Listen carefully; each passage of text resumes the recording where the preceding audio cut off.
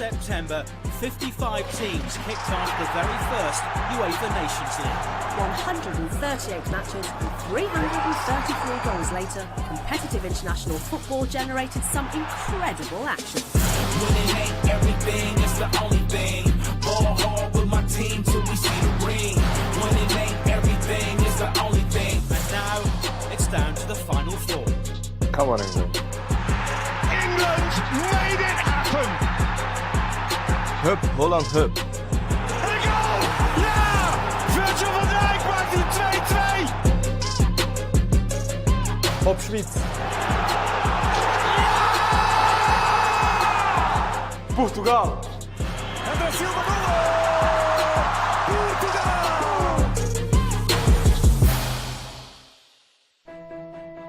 England's national teams are on the crest of a wave. Under-17 and under-20 world champions, the senior team World Cup semi-finalists. And now in the Nations League semi-finals after winning League A Group 4, with one man at the centre of it all. Really was important to me that the players enjoy wearing an England shirt, enjoy the experiences of playing for England, think back to why they started playing when it was just fun, and I think we'd forgotten to enjoy playing football and enjoy watching football, and there was this kind of not animosity but certainly disconnect between the supporters and the team, and this is a young team who shouldn't be held accountable for the history. That's down to my era. It's been fantastic. I think ever since he's come in, it's been about the team and being together and having this brotherhood and fighting for each other, and it's been going well so far. And I think the fact that he's let us be free and interact with the fans and show our personalities in that way has really helped have that connection with the fans. It was a credit to Gareth and his team that he brought in. He's made it really enjoyable, and there's a lot of familiar faces from being in the youth teams, and he's made everyone to really go out there and express themselves, give them that freedom. Winning silverware would underline England's renaissance. Yeah, I think that's a real drive and determination to do that. Obviously, it's a new tournament, but it's still a chance to win a trophy in an England shirt. And 1966 was a long time ago, so going to try and take full advantage. So that's why the summer's massive. If you can win this, then when you do come in positions in later tournaments, Euros, World Cup, it does give you a positive side because you've been there already with your national team. It's always the first one, it's always difficult. Then after that, I think if you score one goal, another goal normally comes straight after. One goal coming after another is exactly what Sterling has done in recent months, with 6 coming in his last 4 matches. But that run started in the Nations League against Spain, with what were his first international goals for 3.5 years. Yeah, it was massive for me. One of those where I've had opportunities to score with the national team and it hasn't quite gone to plan. And I beat myself up for it. But as I said, it's good to get that for myself personally, but at the same time, it was just great to be involved on a night like that. Then the decisive win at Wembley against Croatia. These are games that I really enjoy. The games that are against the best teams and the best players. Those are the games. So your Spain, your Croatia's winning those games means a lot more to us because then we know where we're at. Harry Kane faces a race against time to be fit for England's semi-final against the Netherlands. He knows how difficult the Dutch will be. They had a tough group in the Nations League and probably weren't expected to get through, and which they did. So again, they're a team that looks like they're trying to express themselves, trying to play good football and play attacking football. So yeah, we've got to be ready for the challenge. If Kane isn't 100% fit, it will fall to Sterling and Marcus Rashford to score England's goals. Playing against the best teams, the best countries, the best players in the world is what we want. You want to play against the best to become the best, and you need them games to sort of take steps forward. We want to beat the biggest teams, and that's the next big thing for us. Holland, I've got to know Ronald a little bit from his time at Everton, and I really like what he's done with the team. Some very exciting young players coming through. The way that he will want to play and he'll coach them, you can see that starting to come together already. Since the last time we've played them, seen some of their games, and they've played against some good opponents, and they're at a period where they've rebuilt, and I think they look really good as a team. They've got some unbelievable players, attacking players, defenders, and all round their team is solid, and it will be a massive challenge, but it's one that we're up for.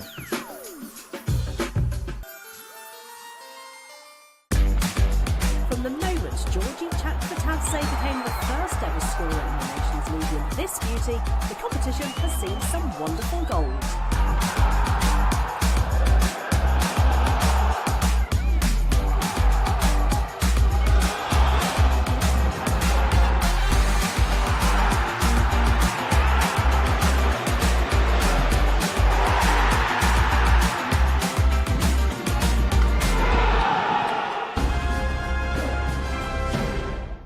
Memphis Depay and his Netherlands teammates left it late to secure top spot in Group 1. Very late. Losing 2-0 away to Germany on match day 6, Quincy Promes pulled one back on 85 minutes. But the Dutch still needed to find an equaliser to qualify for the Nations League finals. I was exhausted. The best thing is, it's almost the 90th minute. Ja, 90ste minuut. But you can see that we believe in it. Fantastisch. A fantastic move Situatie to decide the game. Die je wedstrijd wil beslissen. That is very impressive. In Duitsland. Ik denk dat het heel erg knap is. En hier moet ik... I need to give a lot of credit to Tony Vahina. Wat ik al zei, He was always there. Als je kans krijgt, dan laat hij goed. Boom. Finish zelf, een volley is amazing. It's amazing. Jullie hebben daar moeten staan. Dus dat is wat leiders doen. They lead by example. Example natuurlijk. And you don't need to say much to be a leader. Om een leider te zijn. Virgil always does that. Dat altijd doet. There was great intensity in the matches you played against France and Germany. No one expected anything from the Netherlands in this group. But we fought for it together, and in the end, with a bit of luck, away in Germany, we scored the equaliser and won the group. In any case, the mentality, the character, and the feeling of just not giving up came back that evening. Having come through that tough group, it doesn't get any easier for the Netherlands with a semi-final against England. Playmaker Frankie de Jong is relishing the challenge. It will be a really nice match. It's super that we're in the semi-finals of the inaugural Nations League. It only makes sense that we're going there to win. I think England are a strong team. They showed that at the World Cup, in the qualifiers so far, and in the Nations League. I'm really looking forward to those matches. It will be a good showdown. Het is altijd goed om mijn oude team te It's always good to see my former teammates. Marcus, Jesse. De jongens spreken ik nu. That's always nice. Weet je, dat is altijd leuk. I speak to them now and then, but it is always fun. Een hele goede ontwikkeling. And they are developing very well. Als tegenstander, ik weet wat we van hun kunnen verwachten. En dan moeten we and they know what we are doing as the Netherlands. We weten net zo goed wat wij hier They need to prepare well. Ik denk ook dat hun zich... And I hope it will be a good game. Ja, wat ik zeg, het wordt een interessante wedstrijd, hoop ik. Ronald Koeman has overseen the Dutch revival, and de Jong is full of praise for his national coach. I have to say I have a good working relationship with him. He gives the players confidence. He's calm. He can clearly point out what he wants and doesn't want. And what to do better as an individual and as a team. For me, it's good. Omdat we toch eigenlijk We actually gewoon just een hele made a nieuwe whole start new zijn start. begonnen. Er waren There natuurlijk was a lot of disappointment in the Netherlands vanwege het due to feit the dat fact we that de we laatste hadn't twee qualified for the last two major gekwalificeerd tournaments. hadden. De groep doet does alles. everything. De groep is The squad één is groep. one group. The combination of working really hard, having talent, always en depends talent. on the quality of the players you have. Dat ligt as a altijd aan de national kwaliteit van de spelers die If je ook you als can make the bondscoach squad hebt. into a real Maar als je team, daar een echt team then you van have a kan chance maken, against anyone. dan ben je tegen niemand kansloos. Football fans around Europe are now wondering whether the Netherlands are back at Europe's top table for good. I think we first have to confirm it by, for example, winning the Nations League, or by qualifying for a tournament and performing well on that stage. We will try to do that, and I think there is a positive atmosphere around the team now. We will do everything as a team to keep it like that, and become better every time we play. We need to try to get used to winning trophies if we want to be a successful team. Because that's what successful teams do. And when you're this close, 2 games away from the prize, then that's a great goal.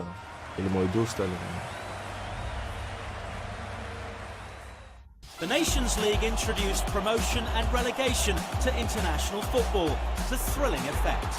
Promoted teams move up a league for next time and secure themselves at least a playoff place for Euro 2020. 3 of the Balkan countries had a superb run: Bosnia, Serbia and most notably Kosovo, who are unbeaten in their first competitive competition. And Georgia won 5 out of 6 to end with 16 points, the best of any nation in a 4-team group. After the break, we hear from Portugal's defensive linchpin, Pepe. It was a nice experience in a new competition, and it's great for Portugal to reach the last 4 and dream about winning. And we enjoy again some of the best stories from the first UEFA Nations League.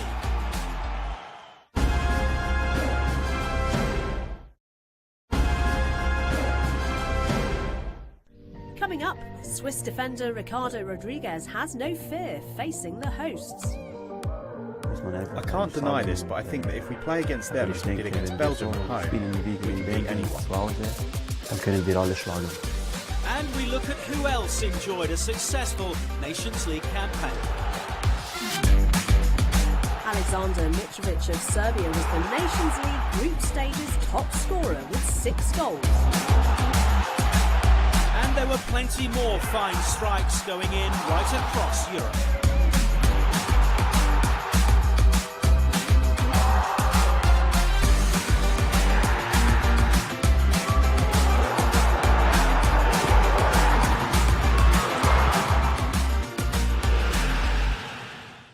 The first ever Nations League finals will be played in Portugal.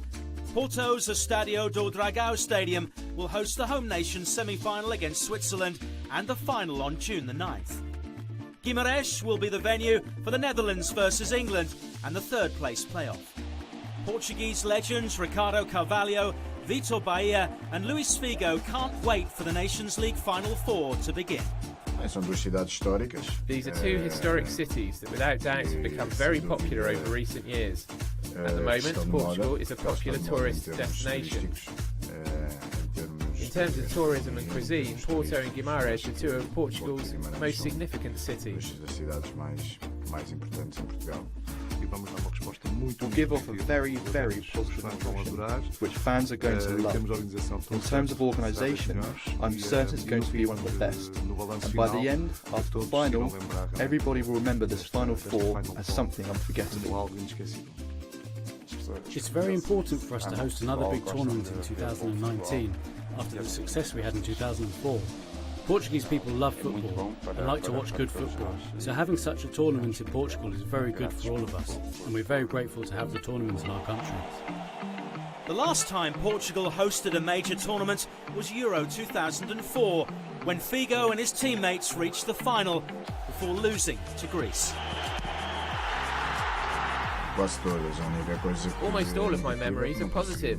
The only negative memory I have is that we didn't win in the final. Thus, I think that everything regarding the national team, from the first moment we got together, was a unique and unforgettable experience. Firstly, because it was a home European Championship. Secondly, for the atmosphere that the fans created and all the support we received. That feeling of having the whole country united. And no surprise, Luís Figo is confident about his country's chances in the Final 4. I think the favourites are Portugal or England because of how they've got to the finals. Theoretically, being favourites doesn't help you much. It's only something you can speak about before a match, but it must always be proven on the pitch.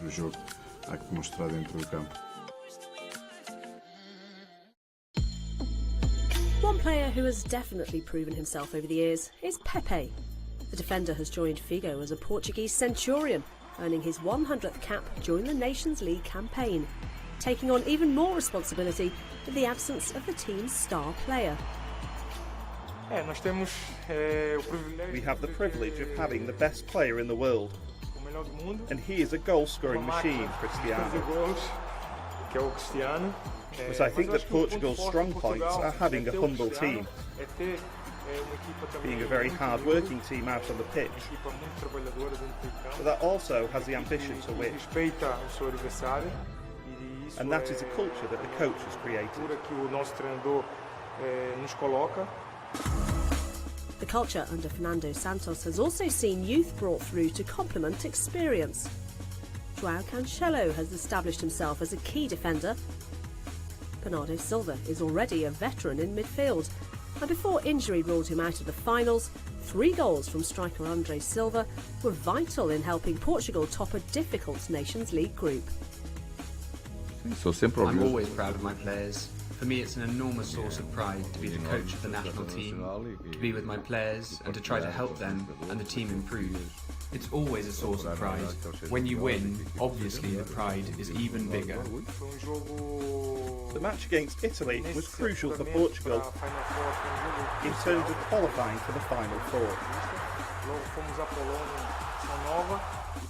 It was a nice experience in a new competition, and it's great for Portugal to reach the last 4 and dream about winning. That injury to Silva, which means he misses Portugal's semi-final clash against Switzerland, has been tempered by the return of their 5-time Ballon d'Or winner. Cristiano Ronaldo will now aim to lead his team to another title a year before hopefully defending their European crown and maybe cementing Portugal's claim to be the continent's best. When you win, it always means a lot because it goes down in football history. The final stage is going to be a good competition and an excellent advertisement for football, and we will see how the competition plays out.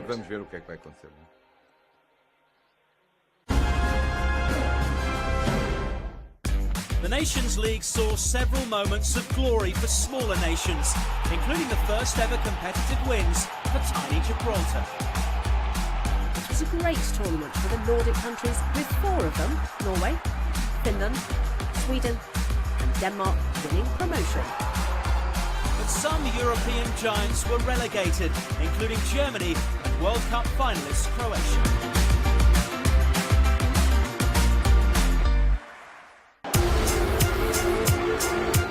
Switzerland did not take long to get into their Nations League stride, defeating Iceland 6-0 on matchday 1. I think we were in a very strong group with Iceland and Belgium. In my eyes, Belgium were obviously favourites for the group, but we put in some really great performances. I think overall, we deserved to go through. After losing 2-1 to Belgium in October, a month later, Switzerland were quickly 2-0 down against them in Lucerne. Everyone who saw the match knows that it was a crazy one and not easy at all. When we were 2-0 down, we hoped not to concede 5. But then, a remarkable Swiss turnaround. They were winning and I had to score that penalty kick because everyone was expecting it. And if we wanted to make it through, we had to score that chance, and that's what I did. I must say that goal helped us to believe that it was possible to overcome that result. After that, we played at full throttle with pressing and lots. We were at home for our supporters and we played really well.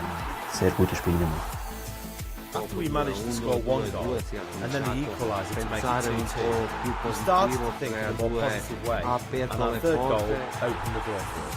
There's a great atmosphere in the squad. We have a great deal of quality. We've been accused in the past of not beating any big teams, so we were very happy to beat Belgium 5-2. That's in the past though, and now we need to look ahead. Having topped Group 2 on goal difference, the Swiss have been drawn against host nation and reigning Euro champions Portugal in the Nations League semi-final. It's always a difficult place to play because they have fantastic supporters and they're strong when they play at home. I can't deny this, but I think that if we play against them as we did against Belgium at home, we can beat anyone. For Granit Xhaka, the role of coach Vladimir Petkovic has been crucial. I think you've seen that in recent years. When Vladimir Petkovic started, we lost 2 qualifiers, and since that moment, things have got better and better. We've developed, not just as footballers, but also as people, mentally speaking. Xhaka and Rodriguez take confidence from winning the Under-17 World Cup together a decade ago. I became a world champion with Ricky Rodriguez in 2009. It was unexpected. Little Switzerland's becoming world champions. It was an indescribable feeling, and it opened a lot of doors for our future careers. You have to give youngsters a chance to prove their worth, to be able to deal with the pressure of playing for the national team and implementing new ideas. We have a really good mix of older players, experienced players, and very young lads. A lot are playing abroad. We've taken the first step in the Nations League and beaten 2 big teams in Iceland and Belgium. We want to continue progressing. Now we have our next opportunity to win a title in the Nations League. I'm optimistic. I believe we're capable of winning the European Championship and then the World Cup.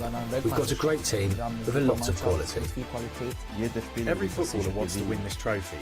When you have the chance of lifting a trophy, you have to go out and seize the opportunity. That's our goal.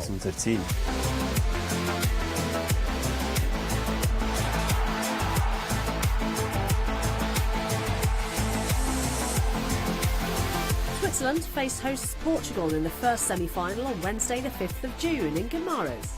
The other semi-final sees the Netherlands play England in Porto the following night.